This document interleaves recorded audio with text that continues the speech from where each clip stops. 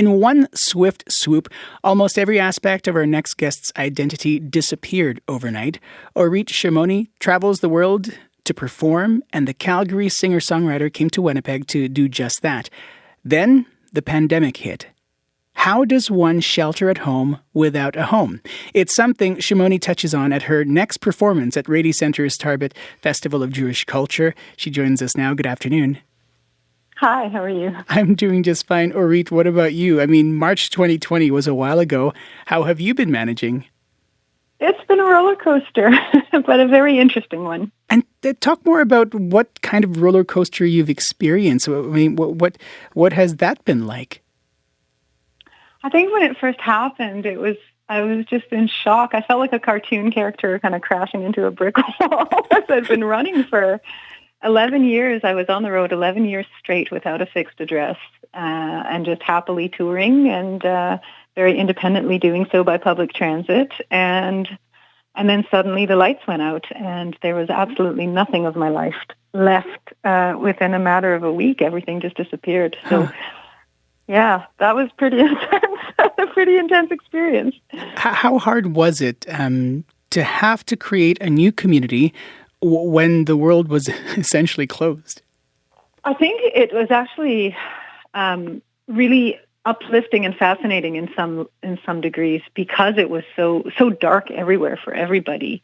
The fact that it was possible to make new connections and also maintain all the ones I had established over the decade, through digital connection was really the shining light in all of this. It really was incredible to be able to do that. How did your pandemic-imposed move to Winnipeg, do you think, affect how you saw yourself and perhaps your career as well? I think at first I kind of felt like I didn't know who I was anymore because it was so much, my identity was entirely this nomadic character. Mm-hmm. And so I had to sort of start piecing together myself in little pieces. And I would often just look back at footage of, previous shows or look at my albums and what I had put out into the world. And that became a very interesting process. I was writing new things in response to the current events, but it was a very reflective period of looking back at my writing history and my output and seeing different aspects of my identity through that. Was there something that stuck or that stuck out or came to mind as you were watching and listening to your old shows and reading your old music or older pieces you've written before?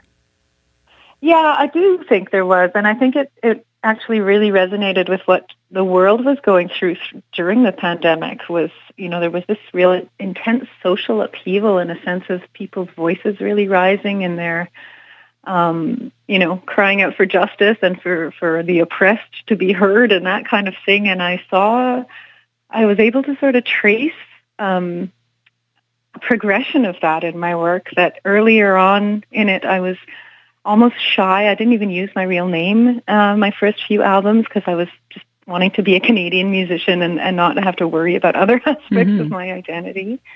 But I was able to really see that there was a kind of, like my spine in all of it was strengthening as I was going, and that I was becoming more comfortable to just express aspects of my identity that I kind of kept hidden before. Your show is titled The Wandering Jew, which you'll be performing for tomorrow night. What does that title, do you think, mean to you? It's sort of an ironic, sardonic title because The Wandering Jew is actually a very anti-Semitic trope in Western culture.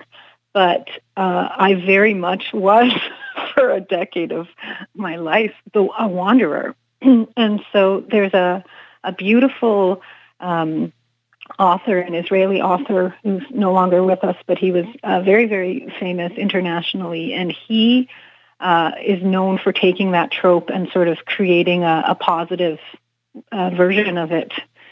And so I thought, it would be a really beautiful thing also to give a female version of that archetype and say, hey, there is this woman who has been wandering the world, performing and singing and speaking out for justice and humanitarianism in her work, and is and happens to be a Jew. We're going to play one of your tunes from your newest album. Can you tell us what track number 2, which is called America, what it's about? Yeah, I wrote that during, leading up to the American elections last year, which were very, very heavy for a lot of us and kind of daunting. And I was really quite nerve-wracked about how that was going to go. And so I wrote an almost kind of a prayer for America. But what emerged, by the time I got to the second verse was I mentioned Jerusalem in the song. And I thought it's a really good example of how, and I talk about this in my show, for me to use or draw from my Jewish background or my Israeli history in my songwriting is not necessarily that the song is Jewish music or Israeli music, but that it just informs so much of how I see the world and what I look at and what I write about. And so I thought this would be a good example to share with your listeners. Orit Shimoni will be at Rady Center's Tarbet Festival of Jewish Culture tomorrow night. Thank you for making time today, and break a leg. Thank you very much. You too. Here's now one of her tunes from her latest album. This is America.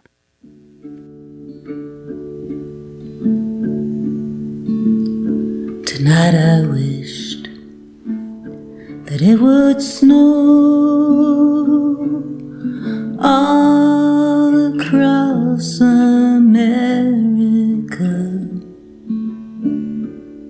cool all the wounds down, put out the fires, and let it snow so hard no one can get you, no one can hurt you, not for a while, not for a while, not for a while. In Jerusalem, when it snows, it seems the war has ended, even though it's just suspended. Just for a while, the cold wet air, blanket of white, makes it alright.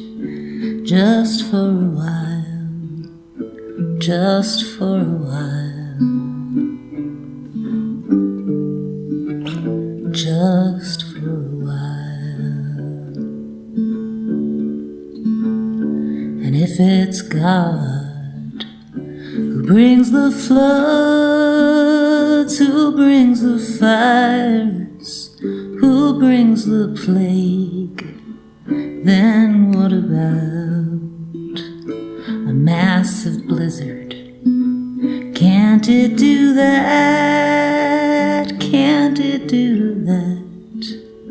Just for a while,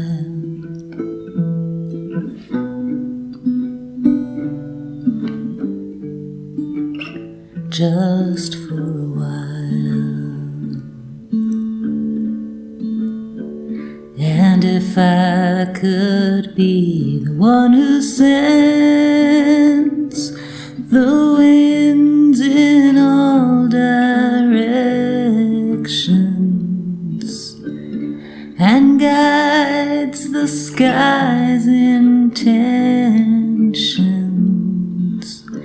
I'd make it soft, the kind that's playful, the kind that's beautiful, in sparkling glory, makes you forget that you are hurting just for a while. Tonight I wished that it would snow all across America, all across America, just for a while. just for a while, just for a while.